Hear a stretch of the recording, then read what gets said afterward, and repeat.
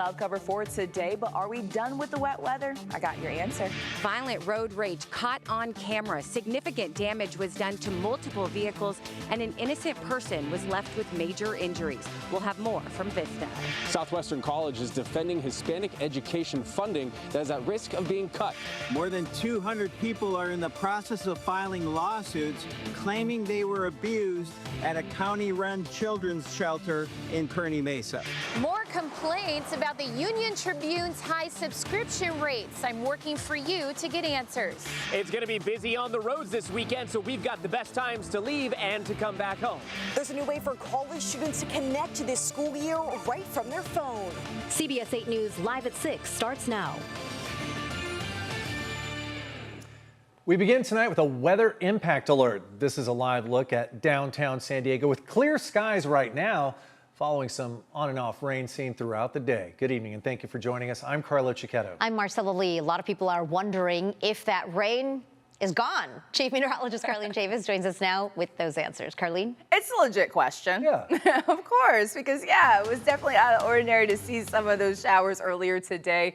And we are in our dry season, but hey, tropical moisture does what it wants to do. And so we were eyeing a tropical storm yesterday. That was Juliet. It has become post-tropical, but a lot of that moisture moved across the eastern Pacific. And so that's why we had the influx of high clouds. We started to see those yesterday, made for a gorgeous sunset. And we are also still seeing some scattered showers on that radar. So a lot of that moisture fell this morning into the early afternoon hours. We are still seeing the cloud cover out there, but starting to see a little bit more of a break in it for us here in San Diego County, but it's still streaming in across Southern California. So when we take a closer look at our county, you do have some showers out there. You're seeing right there along the 8 and towards Ocotillo, also seeing Borrego Springs with a few light showers, and most of that activity west of the mountains is starting to wrap up, but we are still holding on to a chance we could see an isolated shower or two before 11 p.m. tonight.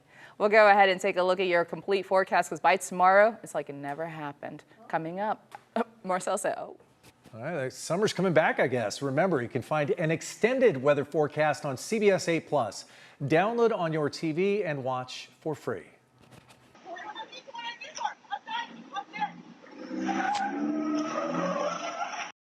You hear the tires screeching. 2 people are in custody tonight facing a long list of felonies for what sheriff's deputies are calling a road rage rampage. An innocent bystander and a number of cars were hit. CBS 8's Jenny Day reports from Vista with more on the surveillance video that captured it all and how investigators eventually caught up with the drivers. It was here on Calle Jules and Via Felicidad in Vista where that violent road rage incident occurred. 2 people are now in custody after a 3-day-long search. A woman on a road rage rampage, car after car in her path left smashed. The sheriff's department says it was 41-year-old Lindsay Bigby behind the wheel of this Toyota Sequoia, aggressively pursuing the man in this Jeep Cherokee, 42-year-old Nathan Robeson. Sergeant Eric Cottrell tells me the two lived together, some kind of dispute spilling into the roadway. We were up against something that was a lot of danger to the public. It's pretty crazy how that happened on my street. I spoke to Jason Torres on the phone. He lives right next door to the crime scene that now stretches several miles. And everyone came out as soon as they heard like all the screams, and then after the car's tires screeching. It's honestly pretty crazy how things can escalate so quick.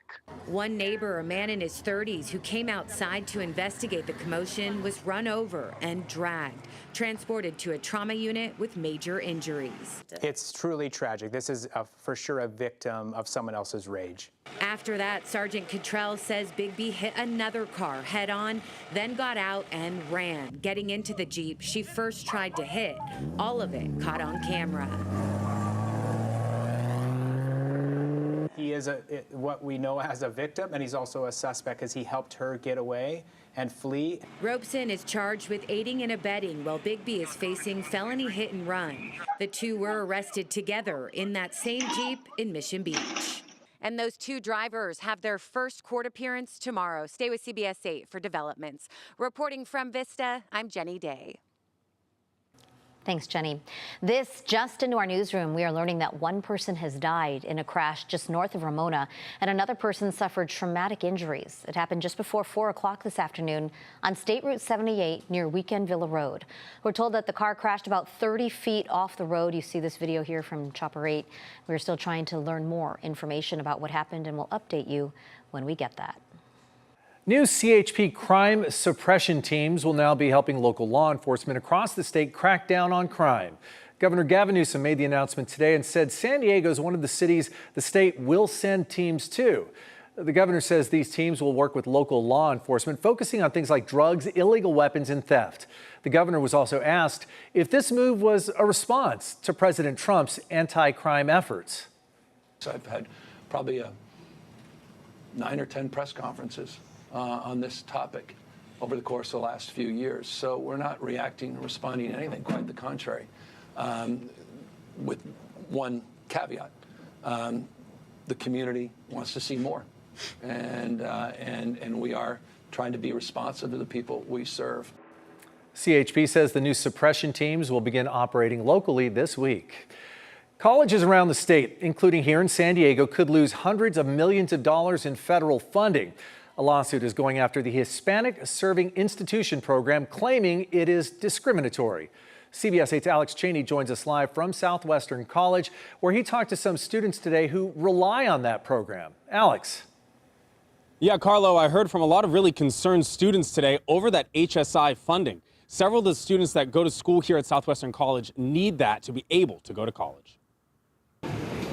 They gave me the help to kind of guide me to see that the pathway I really wanted to go on to was journalism. Ines Cervantes is the editor for the Southwestern College newspaper. She says HSI counselors gave her the guidance she needed to find her major and is worried the program won't be available to help others. We don't have enough income, and for those who don't have income, we should still have opportunities to become educated just like everyone else. Thank you all. Southwestern College hosted a rainy press conference today to defend federal HSI funding.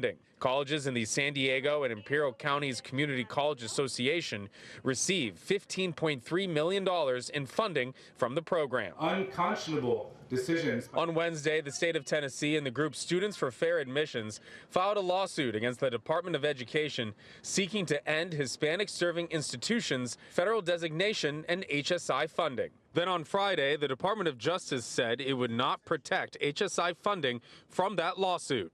I reached out to Students for Fair Admissions, and they sent me a statement that reads in part, "It is time to end race-based classifications in higher education funding.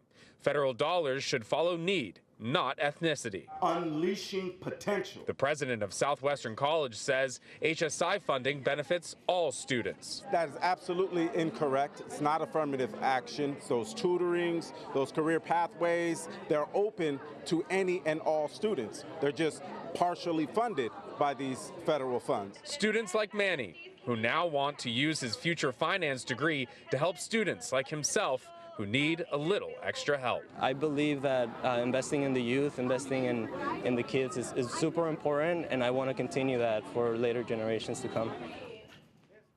And California has the most HSI qualifying colleges in America. Reporting live, I'm Alex Cheney, CBS 8.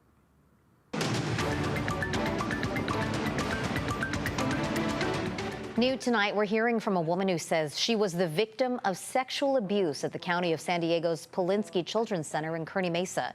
She is one of more than 200 people who say they were abused as children at the emergency shelter for kids. As CBS 8's David Goffredson reports, she wants other possible victims out there to know it is okay to come forward.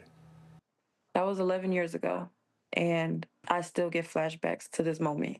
This woman spoke anonymously to CBS 8 about sexual abuse she says happened at the County of San Diego's Polinsky Center Youth Shelter when she was age 17. It's serious. It does happen. And, you know, it's a lot of kids with troubled backgrounds that get targeted more because who's going to believe us? In a lawsuit filed this month against the county, the woman alleges she was sexually assaulted in 2014 by a male employee on the first night she was admitted to Polinsky. Perpetrator reached his hand under plaintiff's pants and underwear, making a point to repeatedly tell plaintiff that he was safe and would not tell anyone about what he was doing, the lawsuit reads. I only stayed there for less than 12 hours until I decided to run away from that facility because I didn't feel safe. The lawsuit is one of 125 filed against the county involving the Polinsky Center, with more than 100 more still pending, according to the woman's attorney, Lauren Welling. There is a complete lack of supervision at Polinsky. Complaints, reports were ignored. Many times children were left alone or isolated with predators that could abuse them. The accused Polinsky employee is not named in the lawsuit, but the attorney says he also assaulted other children at the facility. Minors are housed temporarily at the county-run shelter after being removed from their parents' custody, frequently due to abuse or neglect. Many end up in foster care. It opened in 1994, and it's still open. And based on what we've heard, there's been several decades of predatory behavior and hundreds, if not thousands, of abused children. In 2019, a new California law raised the age limit for filing childhood sexual abuse lawsuits to age 40, opening the floodgates to lawsuits across the state. In a statement to CBS 8, the county said it is investigating all claims and, quote, "It is the mission of the county to protect our most vulnerable youth. We prioritize the care of all children and youth in our care and have comprehensive training, rules, procedures, and additional oversight to ensure the safety of youth in its care." It's always best to always come forward because at least you can bring a little glimpse of light to the situation. These 200 lawsuits being filed against the Polinsky Center are in the process of being consolidated so they could be heard by the same judge in San Diego. It could take a couple years for the cases to be resolved. In Kearny Mesa, David Gottfredson, CBS 8. Thank you, David. The San Diego Sheriff's Office celebrates the reopening of one of its substations. I'm going to show it to you next. Plus, we're working for you tonight to find out what's going on as we hear from more people who say they're being overcharged for their newspaper subscription. But first, some travel tips in case you plan on hitting the roads for Labor Day weekend after this.